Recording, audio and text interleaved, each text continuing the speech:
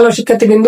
তো দেখেন, আজকে আমি যে বিষয়ে সাজেশন দেব এটি হচ্ছে যারা স্কুল পর্যায়ে 2 অর্থাৎ মৌলবী এবং যারা ট্রেড ইনস্ট্রাক্টর আছেন তাদের ইংলিশ থেকে কোন কোন টপিক গুলো পড়লে আপনাদের কমন পাওয়ার সম্ভাবনা খুব বেশি থাকবে এবং কম করে কিভাবে ইংলিশে অন্তত 17+ নাম্বার আপনারা গেইন করতে পারবেন। তো তার জন্য আজকের এই সাজেশন।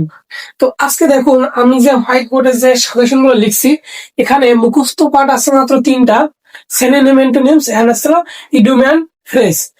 আর যদি আমি গ্রামার অংশে আসি, গ্রামার অংশে মাত্র 4টি যে গ্রামার পার্ট, এটা মুখস্থ করলে আপনাদের হবে বা বুঝলে হবে। প্রথমে আসি পার্টস অফ স্পিচ এবং সেন্স।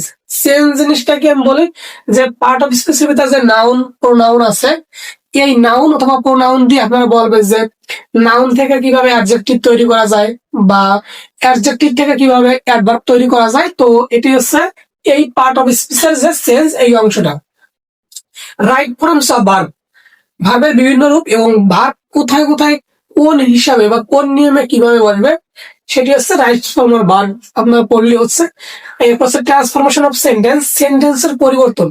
এর সাথে আরেকটা টপিক যুক্ত থাকবে ভয়েস চেঞ্জ, মানে আমি তো চেঞ্জিং সেন্টেন্স করবো, তার ভিতরে ভয়েস চেঞ্জটাও আমার করা লাগবে। সর্বশেষ হচ্ছে কমপ্লিটিং সেন্টেন্স।